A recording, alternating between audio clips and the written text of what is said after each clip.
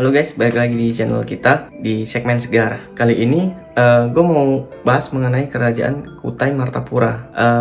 Kutai Martapura biasanya sih disalahartikan dengan Kutai Martanegara sih. Maksudnya dua kerajaan itu sama sekali berbeda ya. Yang satu berdiri di tahun 5 Masehi, yang satu lagi berdiri di 1700 atau 1600-an gitu. Detailnya gue lupa, tapi sekitaran segitu. Si Kutai Martapura sendiri itu dikenal sebagai kerajaan pertama di Indonesia. Soalnya dia lebih valid dari Salakanegara. Sebenarnya kan masih terjadi perdebatan antara Salakanegara dan Kutai Martapura, mana yang lebih awal. Ya mungkin lebih awal sih Salakanegara, tapi kevalidannya masih dipertanyakan. Kenapa si Kutai lebih valid? Soalnya dia itu didukung oleh prasasti Yupa. Nah, jadi dulu itu si Kutai Martapura, dia dulu di masa kejayaannya dia dipimpin oleh Raja Mulawarman. Raja Mulawarman itu sebagai kebijaksanaannya dia itu memberikan ternak, emas, dan tanah kepada Brahmana, dan ribuan ternak dia berikan ke Brahmana. Dan untuk memperingati hal tersebut, si para Brahmana ini dia membuat prasasti Yupa, yaitu prasasti untuk mengikat hewan pada zaman itu. Sebelumnya sih Kutai Martapura ini dia itu dipengaruhi budaya India. Jadi dia itu satu-satunya pendiri kerajaan ini, yaitu Kudungga. Itu satu-satunya nama raja yang berbahasa Indonesia asli gitu. Jadi Kudungga itu nama dari berbahasa Indonesia. Untuk raja-raja berikutnya kayak Asmawarman, Dewawarman gitu-gitu, Mulawarman. Nah, itu diambil dari kata-kata dari India.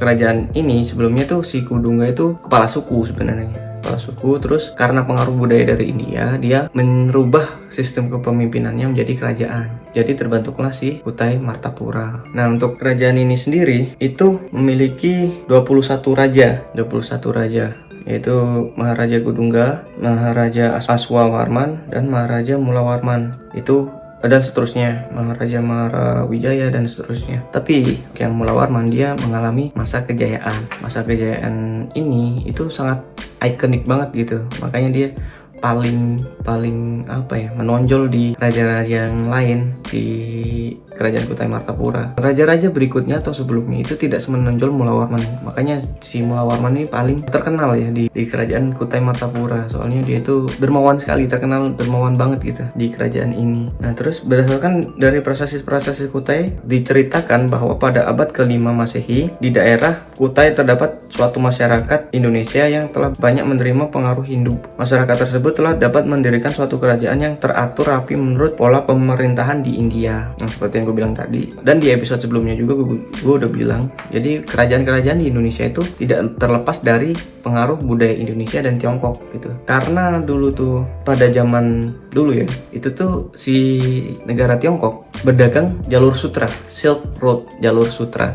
Jalur sutra itu biasanya kan lewat darat, tapi dia si Tiongkok dia bikin jalur sutra lewat laut dan melewati kepulauan di Nusantara. Kalau berdagang berdagang dengan Eropa, si Tiongkok ini berdagang dengan Eropa, dia lewat Silk Road yang bagian atas. Tapi kalau berdagang dengan India, dia lebih milih lewat jalur air.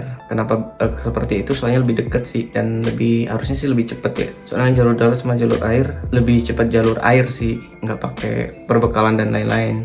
Karena seperti itu, banyak banget masyarakat di Nusantara ini yang mendirikan kerajaan-kerajaan, yang terpengaruh untuk mendirikan kerajaan-kerajaan seperti Salakanegara kemarin, Kutai, Singosari, Majapahit, dan lain-lain. Itu terpengaruh oleh kebudayaan India dan Tiongkok. Balik lagi ke kerajaan Kutai Martapura. Kutai sangat menjaga kebudayaan nenek moyang. Masyarakat Kutai berinteraksi dengan semua budaya yang masuk dengan cepat. Begitu pula dengan perkembangan agama di Kutai, menerima dan berasimilasi dengan budaya asing seperti India dan Cina. Seperti yang gue bilang tadi, ya itu jalur perdagangan banget sih India sama Cina. Maksudnya India sama Cina itu ya jalurnya di Kutai-Kutai itu juga gitu. Mungkin tidak terpengaruh oleh budaya dua negara itu gitu. Terus perkembangan ekonomi Kutai terlihat sampai sekarang adalah menjadi jalur perdagangan Cina dan India, dengan mata pencaharian sebagian besar penduduknya adalah pertanian.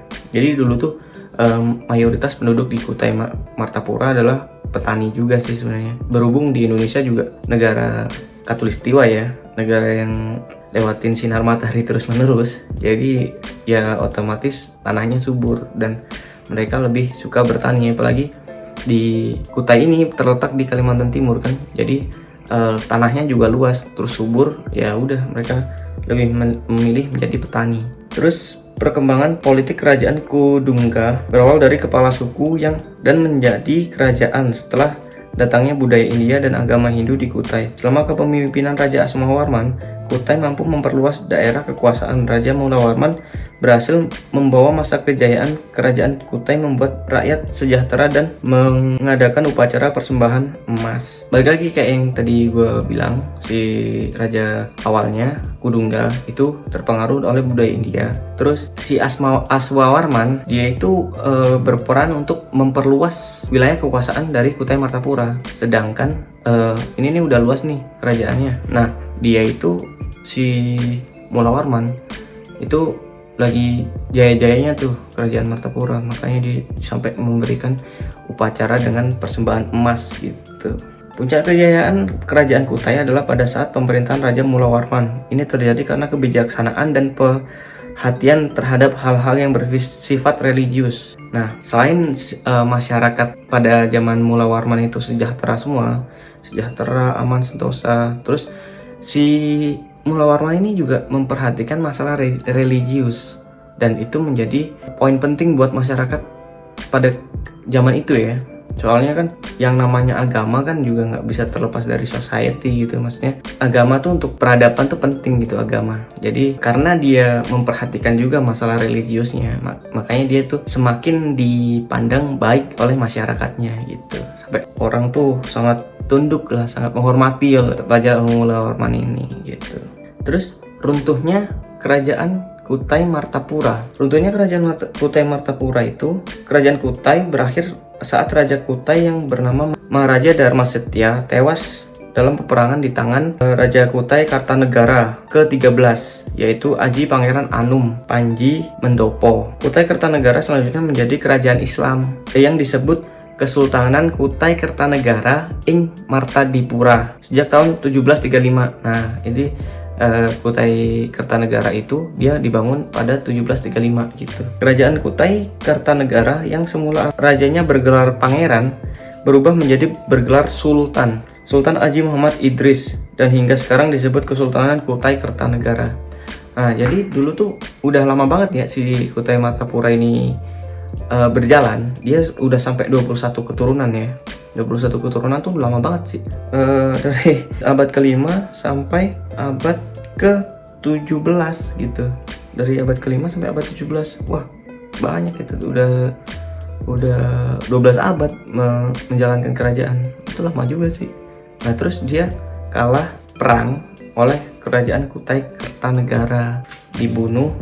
Rajanya sih yang namanya Dharmasetya, Maharaja Dharmasetya itu tewas dibunuh oleh Raja Kutai Kartanegara, yaitu Aji Pangeran Anum Panji Mendopo. Mulai dari saat itu kerajaan Kutai Martadipura itu runtuh dan diambil alih oleh Kutai Kartanegara. Setelah itu ya udah habislah terah dari nggak habis juga sih, dilanjutkan oleh kerajaan Islam yaitu kerajaan Kutai Kartanegara. Terus peninggalan Kutai, kerajaan Kutai ya. Pertama, Prasasti Yupa. Ya, udah kita tahu sih. Prasasti Yupa udah bukti konkret, bukti utama keberadaan dari Kutai Martadipura ini. Habis itu kalung uncal. Kalung uncal merupakan kalung emas yang memiliki berat 170 gram dengan hiasan liontin berelief kisah Ramayana. Kalung uncal ini menjadi salah satu atribut dari kerajaan Kutai yang dipakai oleh Sultan Kutai Kartanegara semenjak Kutai Martadipura bisa dijajah dan ditaklukkan. Jadi setelah dia itu ditaklukkan, terus kalung uncal ini dia dipakai terus oleh si sultannya si Kutai Kartanegara gitu. Hingga sekarang hanya terdapat 2 kalung uncal di dunia ini. Yang pertama terletak di negara India dan yang kedua berada di Museum Mulawarman di kota Tenggarong. Jadi kalung uncal ini cuma ada 2 cuy di dunia, di India sama di Tenggarong sana di Kalimantan. Menentukan sah atau tidaknya pelantikan seorang Raja Kutai. Oh, jadi dulu tuh jadi penentuan juga Raja Kutai ini sah apa enggak. Jadi penobatannya pakai kalung lah istilahnya gitu. Konon kalung uncal ini asalnya dari India dan hanya ada sepasang di dunia. Sebab dahulu kalung ini satu punya Sri Rama, satunya punya Dewi Sinta. Ketika Sri Rama dapat merebut kembali Dewi Sinta, istrinya dari Rawana, dia meragukan apakah istrinya masih suci dan tidak diganggu oleh Rawana. Kejurigaan ini cukup beralasan karena kalung uncal lambang kesucian itu telah hilang dari leher Dewi Sinta. Kalung uncal ini dia itu dilambangkan sebagai lambang kesucian dari Sinta. Kenapa ada dua itu, satu punya Rama, satu punya Sinta. Jadi ini sih kisahnya Ramayana ya. Untuk kalung satu lagi kenapa di India itu soalnya punya Sri Rama, kalau di uncal itu kemungkinan punyanya Dewi Sinta yang hilang gitu. Nggak tahu juga sih, tapi legendanya sih gitu. Dulu sih legendanya ya, cerita zaman dulunya.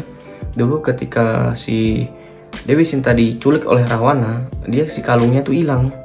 Kalungnya hilang. Nah terus ketika si Rama ini menyelamatkan si Dewi Sinta, dia itu nggak percaya kalau dia itu nggak diapa-apain sama si Rawana. Tapi si Sintanya ngotot, dia tuh sebenarnya masih suci. Untuk membuktikannya dia bisa masuk api walaupun tanpa kalung uncal itu.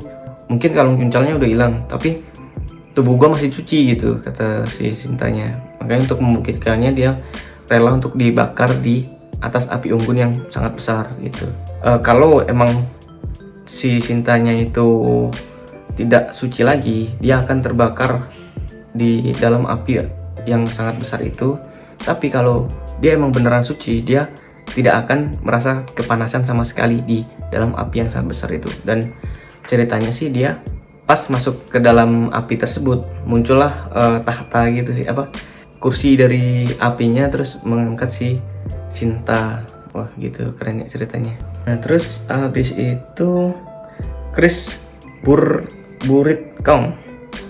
Karena dulunya kerajaan Kutai Kertanegara dan kerajaan Kutai Martadipura adalah dua kerajaan yang berbeda. Dua kerajaan ini menurut sejarah menjadi satu setelah sebuah peperangan besar yang dimenangkan oleh kerajaan Kutai Kertanegara, yang pada saat itu dipimpin oleh Raja Kutai Kertanegara yang ke-8, yaitu Aji Pangeran Anom Panji Mendopo. Sedangkan kerajaan Kutai Martadipura dipimpin oleh Raja ke-21, yaitu Dharmasetya. Dharmasetya tewas di tangan Aji Pangeran Sinom. Aji Pangeran Anom Panji Mendopo. Hubungan yang sangat erat dengan permaisuri. Raja Dharmasetya dibunuh dengan menggunakan keris Burit-Kang. Namanya agak susah ya. Biasanya sih orang bilangnya sih keris bukit sih, tapi nama lengkapnya sih Burit-Kang. Raja Dharmasetya dibunuh dengan menggunakan keris bukit itu dah.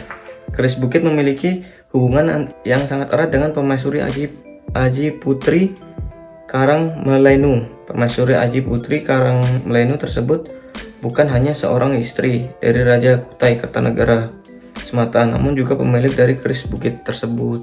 Oh, jadi si Raja Dharmasetya itu dibunuh oleh Raja Aji Pangeran Anom itu.